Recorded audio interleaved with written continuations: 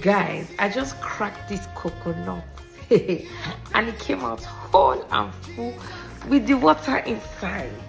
Do you want to learn this hack? Do you want to learn this special trick? No more power, do why, garai.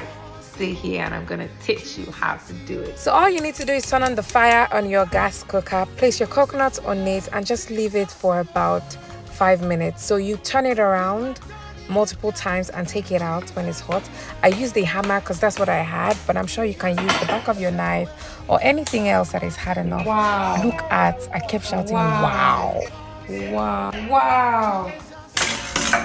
Wow. I can't believe this. Oh my God, see, the water is still inside.